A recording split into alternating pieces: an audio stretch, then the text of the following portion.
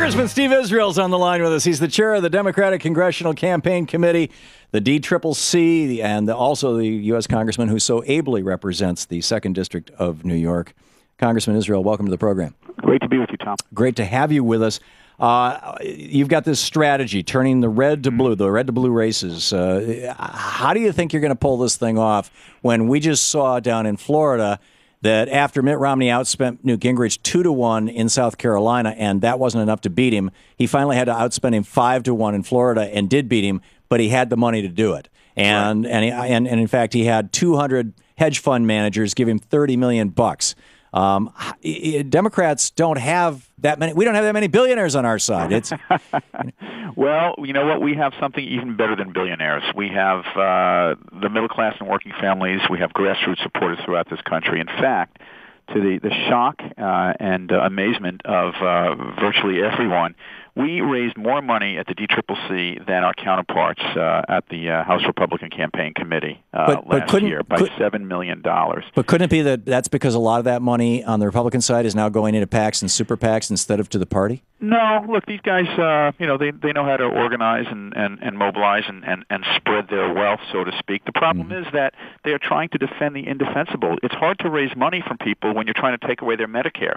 Yeah. It's hard to raise money from people when you're telling them that you want to protect tax breaks for big oil companies, even if that means raising taxes for middle class and working families. So the more we establish our priorities between House Democrats who are fighting for the middle class and fighting for working families versus Republicans who are fighting for millionaires and fighting for oil companies, the more we establish those contrasts and our priorities versus their priorities, the better off we do. And the bottom line is this, Tom. We need 25 seats to take the House back. This thing is in play. It is going to be razor close, maybe a few seats south of 25, maybe a few seats north of 25, but there's such buyer's remorse that's setting in towards these extremist Republicans that people are coming back to House Democrats. Oh, yeah, and a good thing it is. I mean, Nancy Pelosi, when she was Speaker of the House, passed, we were keeping track. There was several hundred pieces of really good progressive legislation, including things like, just like common sense things like, let's say to corporations that are manufacturing offshore that we're no longer going to subsidize that with tax breaks, and instead we're going to give them, but we will give them a tax break if they bring those jobs back home. Right. And the Republicans filibustered it in the Senate. It's like, I'm pulling my hair out. These people... Yeah. Anyway, pardon my... No, I feel your frustration. The thing that I love about my job as chairman of DCCC is I get to wake up every morning and figure out how to stop them from doing that and how to effectuate a campaign plan to take the House back. So what can...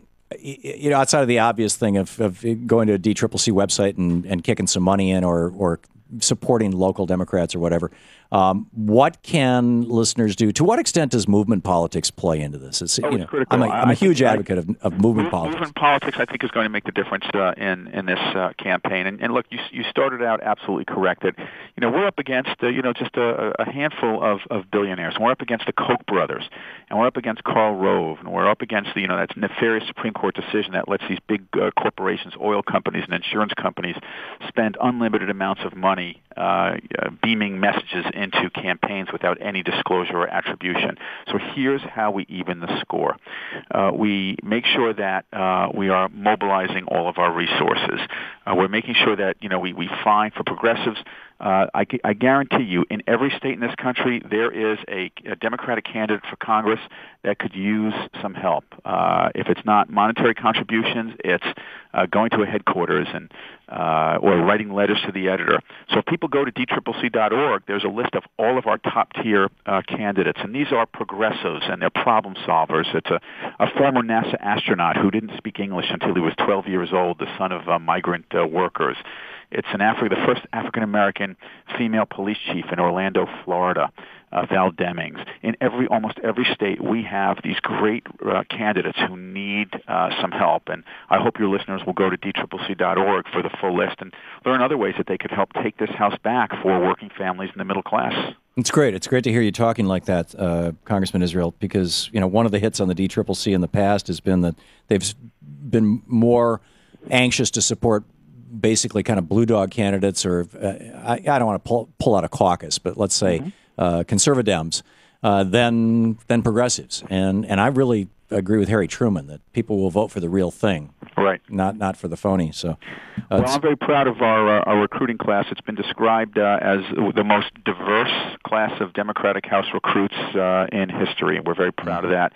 And we're not taking any chances. We're going to be aggressive, proactive. We're not taking our foot off the gas. We're going to keep going until we take this House back. Yeah. Well, good on it. Good on you. And the website, dCCC.org, of course. Yes, sir. Congressman Steve Israel, thanks so much for being with us today. Thanks. Talk to you soon. Great talking with you. Bye.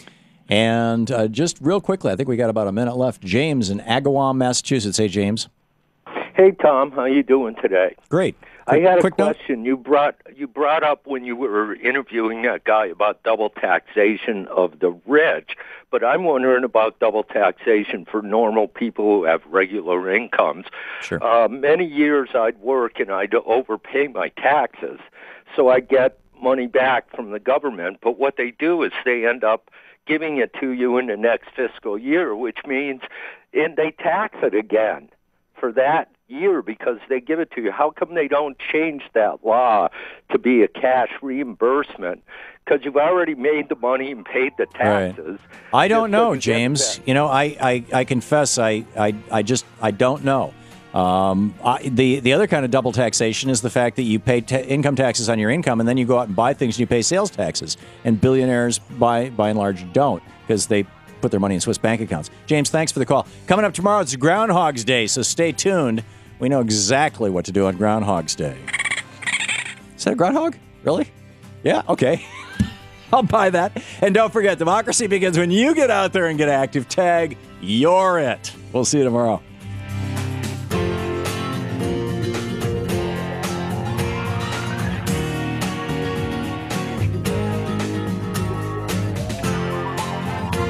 You've been listening to Thom Hartmann. For audio and video archives, go to thomhartmann.com.